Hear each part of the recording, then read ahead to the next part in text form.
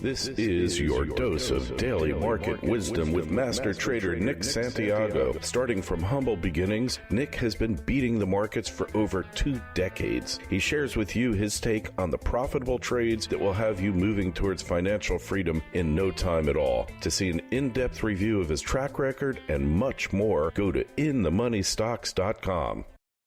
Welcome. This is your daily dose of daily market wisdom with master trader Nick Santiago. I'm Kerry Lutz. Today's 4/21/21, whatever that means. This is show number 250. Well, Nick, looks like we had a bit of a rebound today, didn't we? Yeah, the market staged a very, very good rebound after a 2-day pullback. And like we said yesterday, unless there's high volume on that sell-off, don't try to fight the trend right now. And that's exactly what we saw the last 2 days. Decent volume, but not heavy. And sure enough, got a 2-day pullback, and then the market squeezed right back up today on extremely light volume. The volume as of 4 o'clock on the spiders was around 57 million, which is absolute peanuts. So again, markets rallied up. We saw a very good reversal day today in the Russell 2000. The Dow Jones Industrial Average was also very strong, finishing up 316 points. And again, the Dow has been the leader. When I see the Dow leading, I'm always in caution mode, but we'll respect the uptrend and we'll respect the volume trends, because that's really what's going to tell us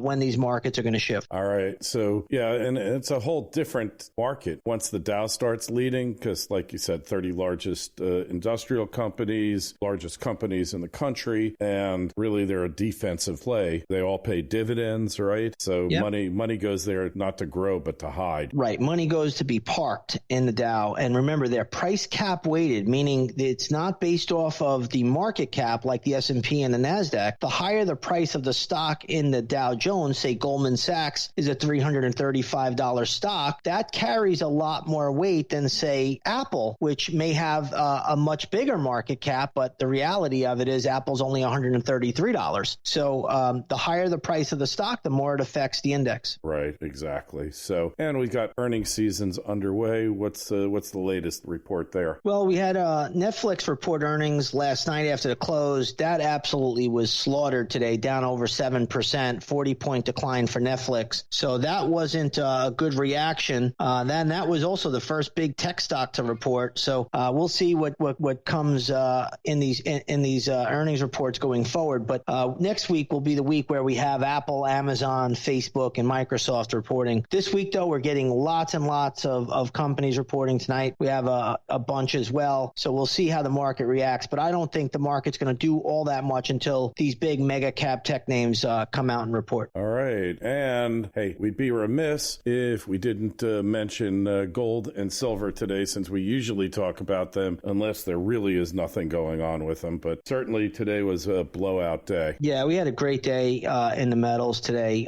Gold was just off the charts, up over 0.9%, finishing just underneath 1800. It's funny, I've been talking about that 1800 level, and they did a little bit of a tease today. They got gold futures as high as 1798.40. So we got pretty close enough for government work, I would say. We may do a little bit of backing and filling here, but overall the gold charts look dynamite. GDX today, which I own, full disclosure, that was up 1.74%, 63-cent gain there.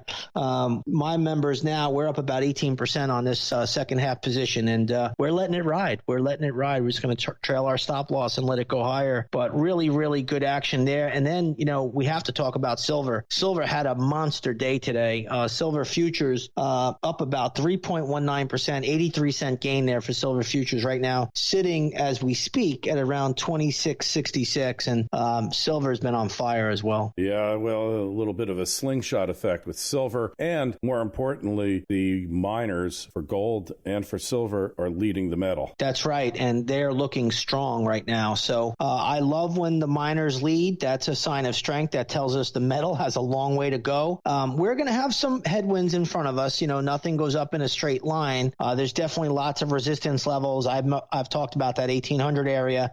But once we clear that, and you go to the next level and to the next level, every time you move to that next resistance point, this becomes a more viable pattern. Right now, we've had a W bottom. It's been very, very powerful. It's one of my favorite patterns of all time. I was getting hate mail in late March, and now I'm getting love letters, and people want me to baptize their firstborn. But yeah, and then chocolates, probably sending you candy and chocolates in the mail too. Yeah, but I wasn't getting that in late March when people were saying, what kind of idiot are you buying gold down here? And I said, stick with it. This is just a retest. And a lot of times you get that second retest and then the market takes off. And that's what happened there. But I love what I'm seeing in gold right now. And if the markets want to inflate, I think the way to play it is to play it with the precious metals. Okay. And that leads us to a question from a fan out there, Lewis. And he had a question about the efficacy of the W pattern. How often does it actually go substantially higher in your experience? Oh, it's a high percentage. I'm going to say 85% of the time when I see that pattern give me the signal it's going to work out. The one thing I want to tell everybody is that you want to put all patterns together with other patterns. And when you have a conjunction or a multiple set of patterns, that's where your odds really increase. This one was really strong because if you take a look at your monthly chart, you're going to see that the top that took place in August of 2020, we pulled back into the 20-period moving average. It took about 8 months to do, and that gave us a buy signal anyway right there. So when you could get two patterns, especially on a bigger time frame, that's really powerful. Right. So 85% or more effective, that's a lot better than a head and shoulders because they break down all the time, head and shoulders patterns. Yeah, you want to know something funny though? If you look at your gold chart, you do have a descending neckline, inverse head and shoulders, and that pattern. Inverse head and shoulders too. Yeah, and that's also there, and that you can find that on a daily chart, and that pattern suggests a move probably up to around 1900 or just shy of 1900 for gold futures. So that's just further confirmation then of the W pattern, right? There's just the W really set the stage. That 20 MA on the monthly chart, which is one of my favorite setups, I call that a drop and pop.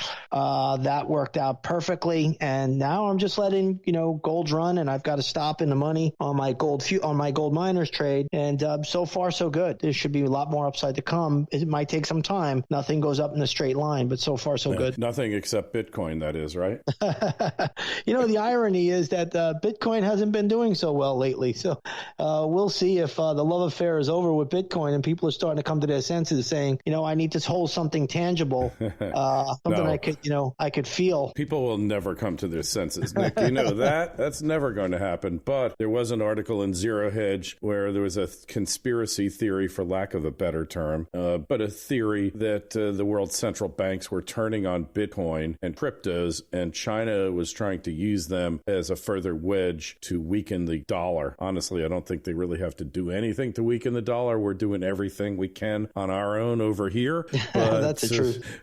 But the yuan ain't doing too good either, because the yuan is locked to the dollar, and every time the dollar goes down, the yuan goes down, and that caused major problems for them. But without getting into all the geopolitical nonsense, I just find it pretty interesting that we have the crypto tail wagging the dog. Yeah, it's quite something. But I always say to everyone, you pick which one you like. I think gold and silver have been a store of value since biblical times. I think Bitcoin and cryptos have been a store of value in modern times. I'm going to go with history. Yeah, and they could be complementary, and you might want to hold both of them in the long run. The only difference is that Bitcoin has not been tested, and gold and silver have. Just think about all those people fleeing Eastern Europe during World War II. They didn't have digital wallets at the time, but they had diamonds. Now, diamonds haven't held test time. They are way, way down from 10, 20 years ago because of synthetics. But then you've got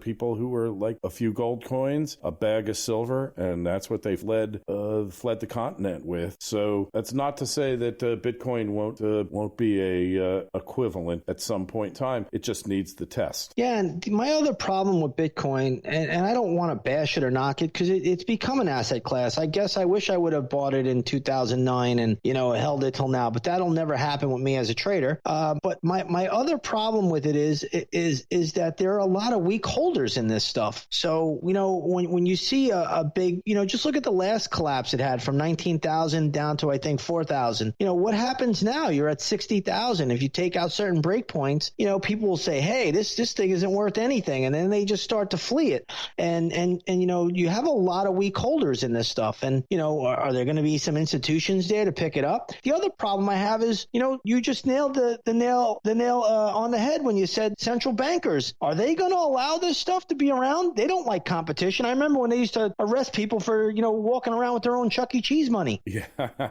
God, truer words were never said. Well, and on that note, make sure you go over to inthemoneystocks.com, check out those trades, become a member, make sure you monitor the Twitter feeds, and that is at ITMS, at Nick Santiago 01, at Kerry Lutz. And while you're at it, send your emails for Nick to my personal email address, kl@kerrylutz.com. Nick, we will, tomorrow's Thursday. We'll be over the hump, and we'll see what happens then. Sounds good, Kerry.